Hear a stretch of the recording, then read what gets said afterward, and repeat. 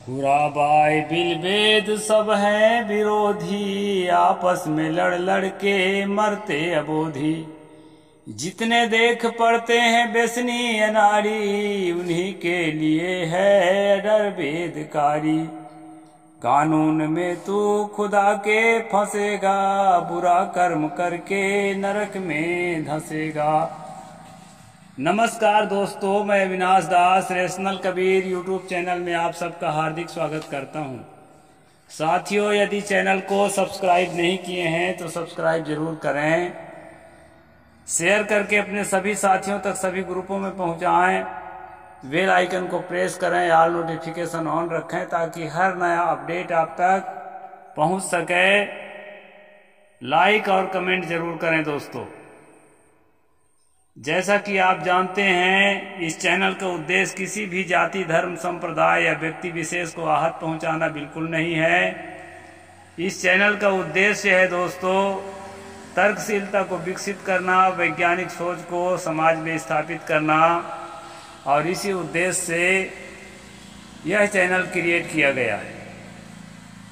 साथियों, अभी मैंने आपको एक छोटी सी किताब न्यायनामा पढ़कर सुनाया।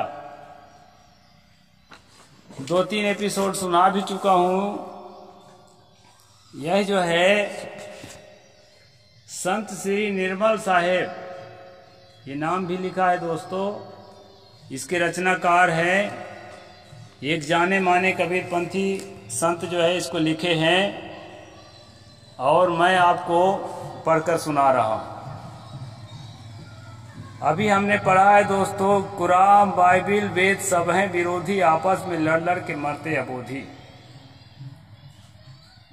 एक ही परमात्मा है, अलग अलग नाम है, ऐसा जो लोग कहते हैं उनके लिए ये एक तमाचा है दोस्तों। यदि एक ही परमात्मा है, अलग अलग नाम है, अलग अलग रूप है, तो गुण तो एक होना चाहिए। तो यहाँ लेखक बता रहे हैं कि गुण भी एक नहीं है, नाम भी अलग है, रूप भी अलग है, गुण भी अलग है। तो कैसे माना जाए कि एक ही आदमी का अलग अलग नाम है? किसी को यहोवा परमेश्वर कह दिए, किसी को अल्लाह ताला कह दिए, किसी को राम शिव इत्यादि कह दिए। वो सब अलग अलग हैं, और सबके विचार अलग अलग हैं, और सबके गुण अलग अलग हैं। इसका साक्षात प्रमाण क्या है दोस्तों? इसका साक्षात प्रमाण ये है कि आपस में लड़ लड़ के मरते अबोधी। मूर्खतापूर्ण कर्म करने वाले लोग, हिंदू, ईसाई, मुसलमान, आपस में लड़ लड़ के मरते हैं। ईसाई का कहना है कि ईसा मसीह के महिमा चमत्कार से हम चंगाई प्रदान करते हैं रोगियों को, उसी से रोगी ठीक होते हैं। और जगह जगह जो है क्रिश्चियन हॉस्पिटल खोल के इलाज भी करते हैं, और जो है तंत्र मंत्र प्रार्थना करके और जो है चंगा भी करते हैं, चंगा करने का नाटक करते हैं। तो इस प्रकार से दोस्तों ईसाइयों में अंधविश्वास भयंकर फैला हुआ है। और यही अंधविश्वास जो है, आप लुथरा शरीफ और क्या क्या शरीफ में जाएंगे, मज़ारों में, तो वहाँ भी यही अंधविश्वास है। इस रोग को ठीक करते हैं, उस बीमारी को ठीक करते हैं, बिना पढ़े बच्चों को परीक्षा में पास करते हैं, और क्या क्या नाटक करते हैं।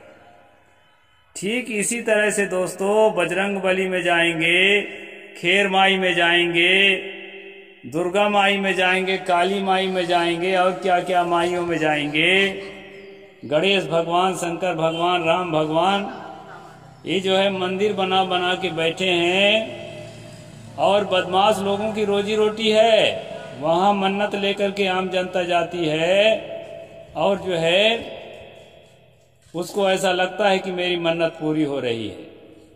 इस प्रकार से दोस्तों यहाँ पर लेखक ने लिखा है, कुरा बाइबिल वेद सब हैं विरोधी, आपस में लड़ लड़ के मरते अबोधी। ये लोग कहते हैं कि हमारा जो किताब है ना, उसके बाद बिल्कुल सही है।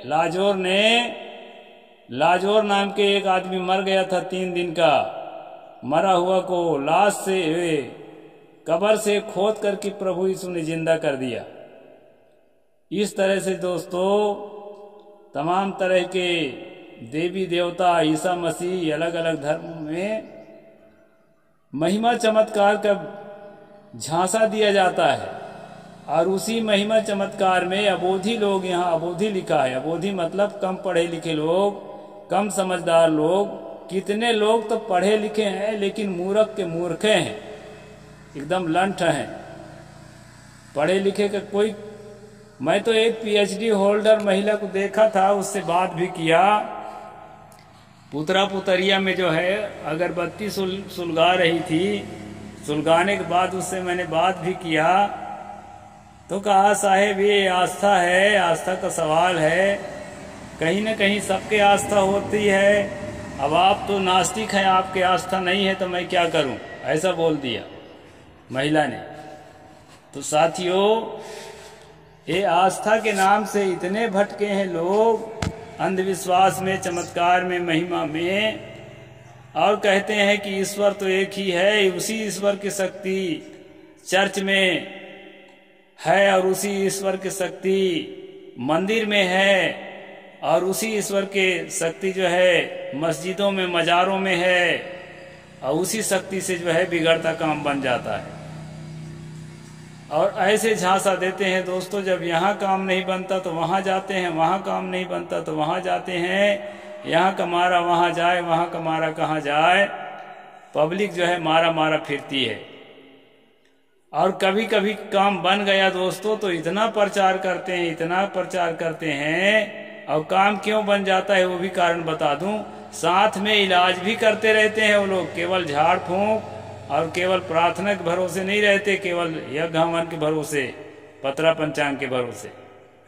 वो लोग जो है इलाज भी कराते रहते हैं, वैद्यों के पास, डॉक्टरों के पास जाते हैं, और जब ठीक हो जाते हैं दोस्तों तो काम किसी का नाम किसी का ऐसा हो जाता है।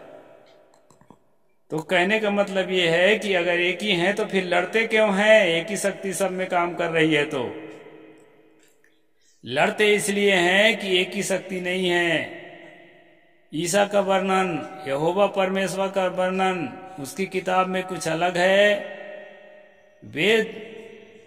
वेदों में और हिंदू ग्रंथों में भगवानों का वर्णन अलग है, और सबका गुण अलग अलग बताया गया है, सबका नाम अलग अलग बताया गया, सबका रूप अलग अलग बताया गया है। इसलिए दोस्तों एक ही का नाम नहीं है, और सही बात कहूं तो एक ही का नाम है भी, इसलिए कि सबके सब काल्पनिक है और सबके सब झूठे हैं। न कहीं आपको यहोवा परमेश्वर मिलेगा, न कहीं अल्लाह ताला मिलेगा, और न कहीं ईश्वर भगवान मिलेंगे। ये सब के सब झूठ हैं। इसलिए ऐसा कहा जा सकता है कि एक ही ईश्वर का अनेक नाम है, अनेक रूप हैं, क्योंकि जितने रूप और जितने नाम ईश्वर के नाम से, अल्लाह ताला के नाम से, यहोवा परमेश्वर के नाम से और अकाल पुरुष के नाम से, जितने भी ईश्वरवादियों के ये भगवान हैं, ईश्वर अल्लाह हैं, ये सब के सब काल्पनिक हैं, क्योंकि इनके प्रत्यक्ष होने का कोई प्रमाण नहीं है और न इनके कोई शक्ति वक्ति रहती है। अगर इनकी शक्ति रहती ना दोस्तों तो सबसे पहले अपने शक्ति का प्रयोग मेरे ऊपर करते, क्योंकि मेरा रोज का काम है, सुबह से शाम तक जो है इसको मैं इनमें से किसी को स्वीकार नहीं करता। और मेरे जैसे बहुत लोग ऐसे रेशनल है भारत के अंदर, लाखों लोग रेशनल हो गए हैं। वो लोग सुबह से शाम तक जो है ये तमाम आत्मा परमात्मा का मिलन होना, मोक्ष का प्राप्ति होना, लोक लोकांतर का होना, जन्नत का, स्वर्ग का, ईश्वर का, ये सारे झूठों का खंडन रोज करते हैं। यदि झूठ नहीं होते, सचमुच कोई देवता, कोई ईश्वर, कोई फरिश्ता, कोई परमात्मा, कोई अल्लाह होता तो जरूर अटैक करता कि तुम लोग मेरे क्यों ऐसा कहते हो। बहुत ज्यादा समझदार होता तो इतना जरूर कहता, वो मारता तो नहीं, क्योंकि समझदार लोग मार काट के पसंद नहीं करते। इतना जरूर कहता कि ऐसा क्यों करते हो भाई, हम तो हैं, नहीं है हमको क्यों बोलते हो। इतना तो बोलते, ता गूंगा बहरा है क्या बोलेगा बेचारा। तो यहाँ पर कहा है जितने देख पढ़ते हैं बेसनी अनाड़ी, उन्हीं के लिए है आर्डर वेदकारी। ये वेद शास्त्र का आर्डर किसके लिए है दोस्तों? जो बेसनी है, अनाड़ी हैं, दो तरह के लोग, एक बेसनी है, एक अनाड़ी है। बेसनी कौन है? वेद शास्त्रों के व्यसन जिसको लगा हुआ है। इसमें युधिष्ठिर ने भी कहा है पटका पाठकाश चैव चान्य शास्त्र विचिंतिका सर्वे व्यसनिनो मूर्खा यह क्रियावान स पंडिता। तब वेद शास्त्र के अच्छी बात का प्रशंसा कर ही तो रहा हूं। युधिष्ठिर ने कहा कि पढ़ने वाले, पढ़ाने वाले और शास्त्रों के चिंतन करने वाले ये सब के सब व्यसनी है। किस बात का व्यसन है? झूठ बोलने का व्यसन है। धर्म कथा जो कहते ही रही, लाबरी उठ जो प्रातः ही कही, लाबरी बिहाने लाबरी संजा, एक लाबरी बसे हृदय मंजा। सुबह से शाम तक दिलो दिमाग में केवल झूठ झूठ झूठ भरा हुआ है। वही धर्म की कथा कहता है कथावाचक, चाहे वो देवकी नंदन हो, चाहे अनिरुद्धाचार हो, चाहे जया किशोरी हो, और कौन कौन किशोरी बहुत सारी हैं, टीवी में आप लोग देखते हैं। जो भी अदृश्य ईश्वर की बात, अलौकिक शक्ति की बात करता है, वो सब के सब झूठ बोलते हैं दोस्तों। ऐसा कहीं नहीं होता। होता तो केवल उन्हीं भर को नहीं मिलता, हमको भी मिलता। क्योंकि सन 1997 से सन 2000 तक मैंने जंगलों में तप करके भगवान को खोजा है और कुछ नहीं मिला है। तब दृढ़ विश्वास हुआ है कि सारे के सारे झूठ हैं। तो इस प्रकार यहाँ पर कहा है जितने देख पढ़ते हैं बेसनी अनाड़ी। मैंने कहा था एक बेसनी और एक अनाड़ी। अनाड़ी मान ले मूर्ख, जिसकी समझ नहीं है वो ईश्वरवाद में फंसेगा। और जो बेसनी है, बेसनी मतलब जो है पुराग्रही हो गया है, पूर्वाग्रही, ग्रंथों को उसके नशा हो गया है, ग्रंथों की बातों को सही मानने का, और जो है किसी के सही बात को झुठलाने का, प्रमाणिक बात, वैज्ञानिक बात को। तो यहाँ पर लेखक ने लिखा है जितने देख पढ़ते हैं बेसनी अनाड़ी, उन्हीं के लिए है आर्डर वेदकारी। जितने आर्डर आए हैं, जितने आज्ञाएं आई हैं, सब के सब मूर्खों के लिए आई हैं, और सब के सब जो है नाड़ियों के लिए आई हैं, लेखक यहाँ लिख रहे हैं, और जो है बेसनियों के लिए आए हैं। ये पंडित मुल्ला मौलवी ये वेद शास्त्र को पढ़ने का, कुरान बाइबिल को पढ़ने का बेसनी हो गए हैं। उसी के जो है नशा हो गया है इनको, उसी की बात पढ़ेंगे, उसी की बात बताएंगे आपको। कानून में तू खुदा के फंसेगा, बुरा कर्म करके नरक में धंसेगा, ऐसा धमकी देते हैं दोस्तों। कहते हैं कि अगर तुम जो है खुदा के, ईश्वर के, अल्लाह के, यहोवा परमेश्वर के, उनकी बात को नहीं स्वीकार करोगे तो उनके कानून में फंसोगे, क्योंकि ऐसा करना गैर कानूनी है, इनलीगल है। अब ऐसा करोगे तो उसके फंसोगे और तुमको जो है नरक में डुबा दिया जाएगा। ऐसे ये लोग धमकी देते हैं। तो ये धमकी से दोस्तों रेशनल लोग कभी नहीं डरते, क्योंकि वो जान जाते हैं अच्छी तरह से कि ये जितने धमकी देने वाले लोग हैं, ये दो तरह के लोग हैं, बेसनी और अनारी, यानी मूर्ख। इसलिए देववाद, भाग्यवाद, भगवानवाद, ईश्वरवाद, जन्नतवाद, स्वर्गवाद, ये सारे अंधविश्वासों से अपने आप को निकालने के लिए दोस्तों यह चैनल काम करता है। और हम स्वयं भी निकले हुए हैं। बिना निकले हुए आदमी जो है आपको नहीं निकाल सकता है। जो खुद धंसा रहेगा नरक में, नरक मतलब दलदल में, तो ये धमकी देते हैं कहीं नरक वरक नहीं होता है।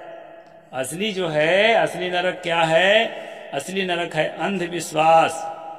लेखक ने यहाँ बहुत बढ़िया बात लिखा है कि कुरान बाइबिल सब विरोधी हैं, आपस में लड़ने के लिए बने हैं। मेरा ग्रंथ सही है, मेरा संप्रदाय सही है, ऐसा करके अभी छत्तीसगढ़ में आप देख सकते हैं इस समय क्या चल रहा है। ईसाइयों को मार मार कर हिंदू बनाते हैं। वो दिल से कहाँ हिंदू बनेंगे बेचारे? मारने से कोई आपका अपना बन जाएगा क्या? तो दोस्तों ये सब के सब फेक हैं। ईसाई भी फेक है, हिंदू अभी फेक है, और बहुसंख्यक लोग फंसे हैं। दुर्भाग्य की बात यह है, देश और दुनिया के दुर्भाग्य है। इसलिए अंधविश्वास से निकल करके अपने आप को रेशनल बनाइए दोस्तों। रेशनल बनना ही बादशाह बनना है, और रेशनल बनना ही सच्चा इंसान बनना है। क्योंकि मैं कई बार कहता हूँ, बकरी को या किसी जानवर को जहाँ बांध जोगे बंध जाती है, जिधर हाँकोगे हक जाती है। अगर इसी तरह ये धर्म के ठेकेदार लोग आपको हाँक रहे हैं, बांध रहे हैं अपनी मान्यताओं में, अपने रीति रस्मों में, अपने जो है अंधविश्वासों में, तो समझ लीजिए आप एक बकरी से ज़्यादा कुछ नहीं है। और अगर बकरी से ज़्यादा कुछ है, आपको लगता है कि इंसान है, तो स्वतंत्र चिंतन शुरू करिए, तभी आप रेशनल हो पाएंगे। फिर निडर होकर मेरे जैसा सभी अदृश्य शक्तियों को चुनौती दे पाएंगे। कहीं कोई होता ही नहीं है, झूठा डर है। ईश्वर नाम की चीज, देवता नाम की चीज, अदृश्य शक्ति नाम की चीज। तो बहुत सुंदर कविता लिखा है दोस्तों यहाँ पर, तो मैंने आपको कविता पढ़ के सुनाया है, और आगे वाली कविता जो है मैं कल सुनाऊंगा दोस्तों।